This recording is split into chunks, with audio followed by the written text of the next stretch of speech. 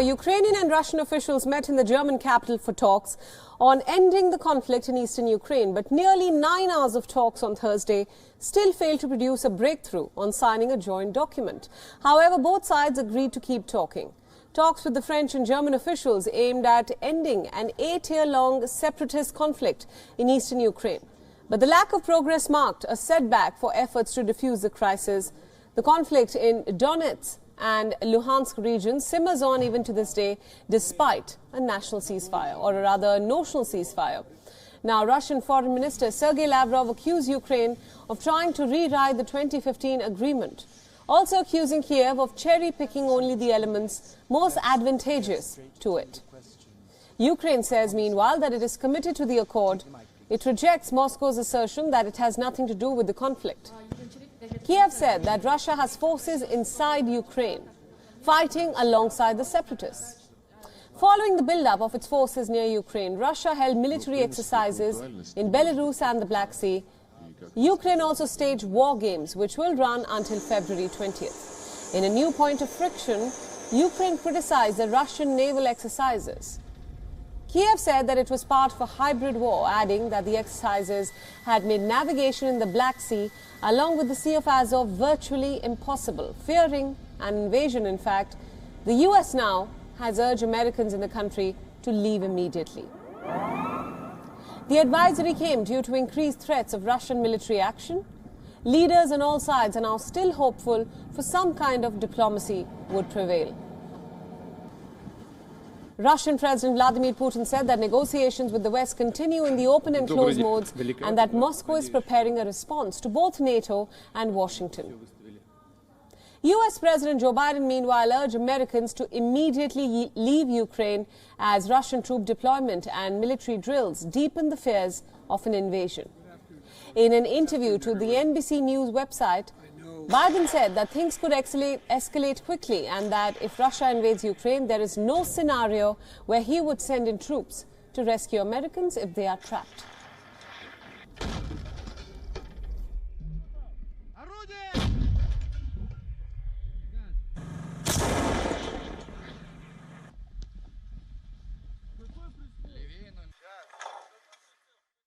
What scenarios would you put American troops to rescue and get Americans out? There's not. That's a world war. When Americans and Russians start shooting at one another, we're in a very different world than we've ever been in. Biden's remark came hours after Russia rolled its tanks across Belarus and conducted live-fire drills that drew ominous warnings from NATO and added an urgency to Western efforts to avert a feared invasion. Meanwhile, amid heightened tensions between NATO and Russia over Ukraine, the US Air Force's B-52 strategic bombers landed in Britain for scheduled NATO exercises.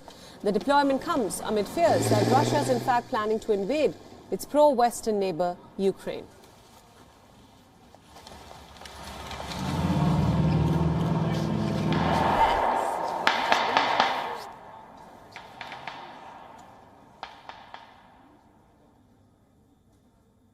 Our executive editor Palki is on ground zero covering all the latest updates. She joins us live from the Russia-Ukraine border. Now, my first question to you, Palki, you have been reporting for us from Kiev for weeks now. You are currently reporting, in fact, from a very sensitive area, gauging public sentiment during the conflict. What's your assessment of what's happening on ground?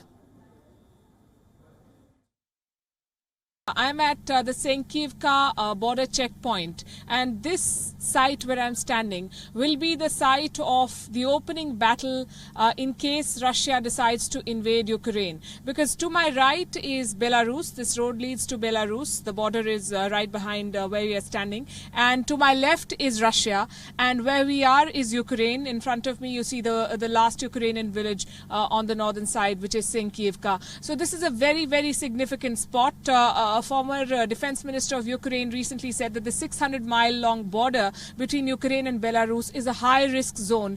And we went here today to see what was happening, because on the other side of the border, I'm sure you know that Russia and Belarus are conducting drills. They have S-400 missile systems, Su-35 fighter jets, Iskander missiles, tanks, all sorts of military deployment, and 30,000 troops. And so this is a very sensitive zone. The border guards who are stationed here are prepared, they say, for whatever is coming. They've always operated under the shadow of war, and they understand the risks involved, but they are standing steady. We were given a tour of this area, and a lot of places are out of bounds, you would understand, because of security concerns. There were vast stretches of land where we told we could not step on because there were landmines. But this is the last Ukrainian village. This is a border checkpoint beyond which we have Russian territory. Right. Now, Palki, there are also multiple narratives about the current conflict that are ongoing globally right now. The US, of course, is warning Americans to leave Ukraine, warning of the crisis escalating. How will all this impact the ongoing tensions between Russia and the West? Well, Joe Biden's statement and his administration's assessment becomes more dire by the day. When we began this week, we were telling our viewers about American intelligence assessments that said that Kiev could fall within 48 to 72 hours, that there might be 50,000 civilian casualties, 25,000 troop casualties on the Ukrainian side. This was American assessment. They could not give any specific details on how they arrived at those numbers, but that's what they said. Now, in this past week, we've seen the U.S. president repeatedly say that American citizens should evacuate. This is the time to leave. And he's made a very important statement today where he says that he is not going to send U.S. troops to evacuate citizens because he's been giving them enough warnings. And he says we're facing one of the biggest militaries in the world, i.e. the Russian military, and things could, quote unquote, go crazy at any time. And that does not instill a lot of confidence in the people here. But if you talk to the people of Ukraine, they say that they're hoping there is not going to be a war, and they're confident in their forces, and the spirits remain high. Absolutely. Now, there have been some updates in this conflict, of course. More information is trickling in, Palki. Recent satellite images, in fact, show more Russian deployment. What's your take on the same? Will this create more fears in the region, especially of an invasion? That is concerning. We've seen Russian warships in the Black Sea. We've seen newer images coming out. So that is one thing that remains a constant, you could say, Priyanka, that Russian deployments continue to go up, even as Russia says that it does not want a war. It is adding more troops. It is adding more in terms of military equipment and encircling Ukraine. And that remains a point of concern. At the same time, we understand that there is still room for talks because the latest Russian statement says that they're not happy with U.S. troop deployments in Europe. They say that is not acceptable, and they are going to push for the Minsk Accords in the United Nations Security Council, that meeting that is scheduled for the 17th of February. And that gives one hope that talks are still going to continue, even though Europe's shuttle diplomacy has not delivered any results. And even while there are war clouds hovering over this region, you see that trucks are still passing. This is a very sensitive border. There are checks happening at every point, but commerce has not stopped, and that gives people some hope. Right. Now, Palki, you're obviously in Kiev, in Ukraine. You've been getting us all the updates from ground. But I think the biggest question as of now is what's going on in the minds of the Ukrainian people? Are they fearing the worst at the moment? There is tension, and that is undeniable. Everyone you speak to says that there is no telling what Vladimir Putin does and which way the Russians will go. And everyone is aware of the fact that the Russian military is very big. It could overwhelm the Ukrainians if they so desire.